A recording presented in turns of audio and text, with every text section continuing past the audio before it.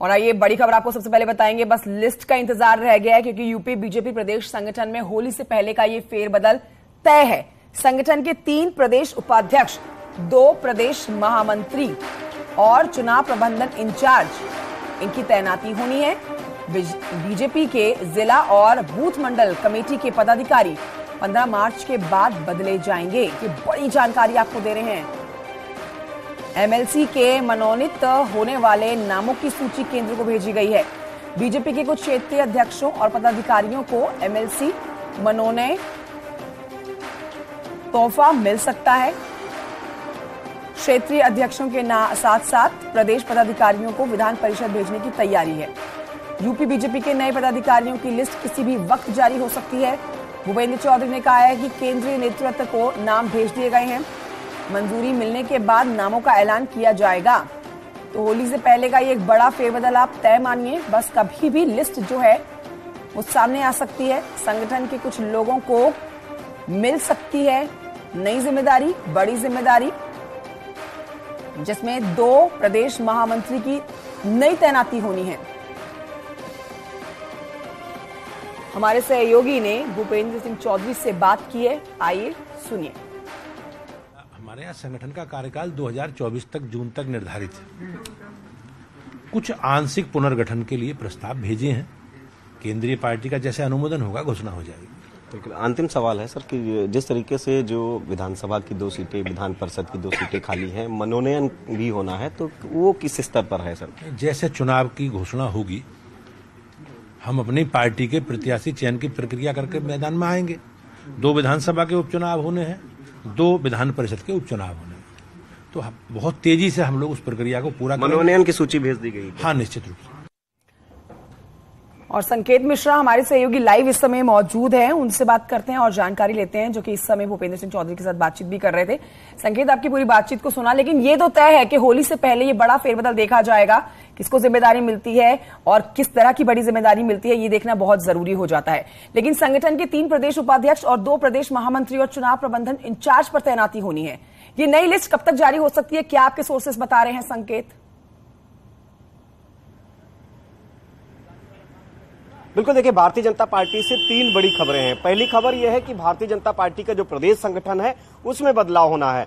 उसमें बदलाव होली से पहले हो जाएगा। ये बात भूपेंद्र चौधरी ने सीधे तौर पर कही है। वो लगभग पूरी सूची फाइनल हो गई है। उस बदलाव में जो योगी सरकार के मंत्रिमंडल में संगठन के पदाधिकारी शामिल हो गए हैं, ऐसे में एक पद एक व्यक्ति के सिद्धांत पर भारतीय जनता पार्टी उन पदों पर भरेगी। उसमें चाहे वो जेपीएस राठौर, चूंकि चुनावी प्रबंधन के इंचार्ज हैं, प्रदेश भाजपा के महामंत्री हैं, उस पद पर नई व्यक्ति की तैनाती होनी है। इसी तरीके से दयाशंकर सिंह प्रदेश उपाध्यक्ष हैं, AK शर्मा प्रदेश उपाध्यक्ष हैं, जो कि योगी सरकार में मंत्री बन गए हैं। इन पदों पर नई तैनाती हो जाएगी। इसके अलावा लक्ष्मणाचार्य, जो कि राज्यपाल बन गए हैं, उनकी जगह पर भी नई तैनाती होगी। वो भारतीय जनता पार्टी संगठन में प्रदेश उपाध्यक्ष के पद पर थे। तो ऐसे में जो पद खाली हैं उन पर नई तैनाती होनी है। इसके अलावा दूसरी बड़ी खबर यह है कि जो जिला अध्यक्ष, जो जिले की कमेटी है, मंडल की कमेटी है, बूथ की कमेटी है, उसमें 15 मार्च के बाद पहले प्रदेश संगठन में बदलाव होगा होली से पहले, और उसके बाद 15 मार्च के बाद बदलाव होगा जिले की टीम में, मंडल की टीम में और बूथ की टीम में। वहीं तीसरी जो अहम खबर है उसमें जो मनोनयन के एमएलसी की जो 6 सीटें हैं मनोनयन की, उसकी सूची फाइनल हो गई है, केंद्र को भेज दी गई है। केंद्रीय नेतृत्व जैसे ही उसको हरी झंडी देगा ये सूची जारी हो जाएगी। तो एक बात साफ है कि भारतीय जनता पार्टी अब निकाय चुनाव, लोकसभा चुनाव में जाने से पहले सबसे पहले संगठन को दुरुस्त करने में जुटी हुई है, और जल्द ही संगठन में सूची होली से पहले भारतीय जनता पार्टी के प्रदेश संगठन की आ जाएगी, और इस सूची में जो खाली पद हैं उन पर तैनाती की जाएगी। इसके अलावा आंशिक फेरबदल होंगे, यानी कि कोई बड़ा फेरबदल संगठन में नहीं होगा।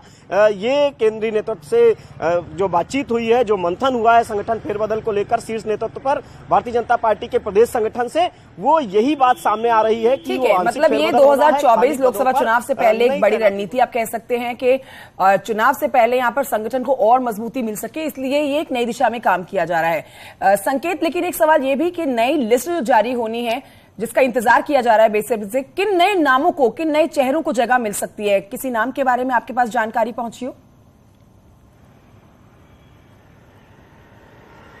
बिल्कुल, देखिए, अगर 3 प्रदेश उपाध्यक्ष हैं, उनमें जो प्रदेश मंत्री हैं उसमें कई का प्रमोशन हो सकता है, वो प्रदेश उपाध्यक्ष बन सकते हैं जिनके पद खाली हुए हैं। वहीं प्रदेश महामंत्री जो हैं वो उनका प्रमोशन हो सकता है, उनकी जगह पर जो प्रदेश मंत्री हैं या जो क्षेत्रीय अध्यक्ष हैं वो प्रमोट किया जा सकते हैं। दूसरी जो सबसे अहम बात है कि जो उत्तर प्रदेश को 6 क्षेत्रों में भारतीय जनता पार्टी ने बांट रखा है, वो क्षेत्रीय अध्यक्ष भी बदले जाएंगे। अवध क्षेत्र में नए क्षेत्रीय अध्यक्ष की तैनाती होगी।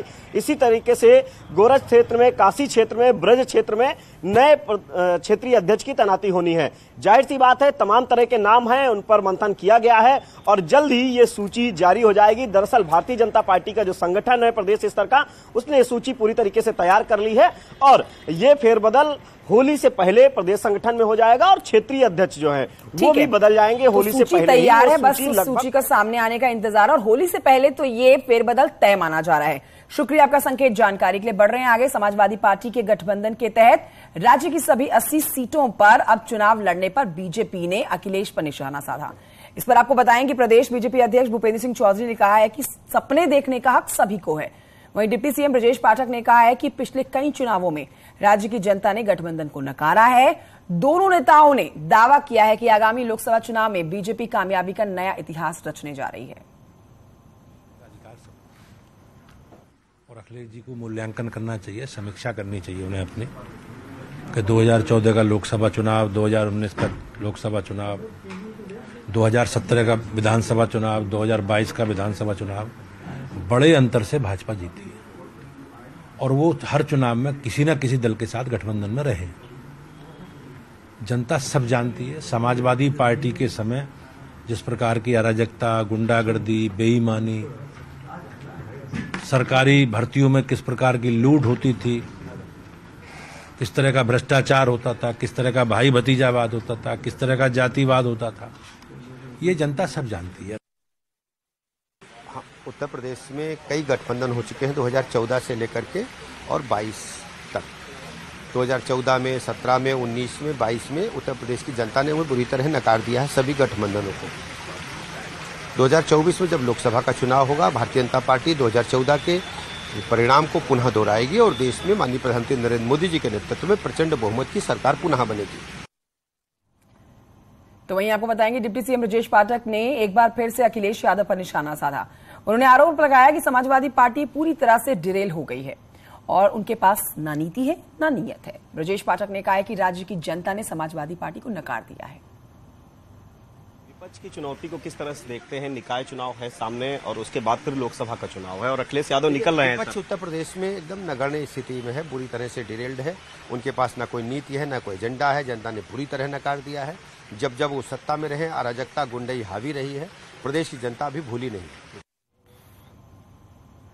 और आगे बढ़ते हैं ग्रेटर नोएडा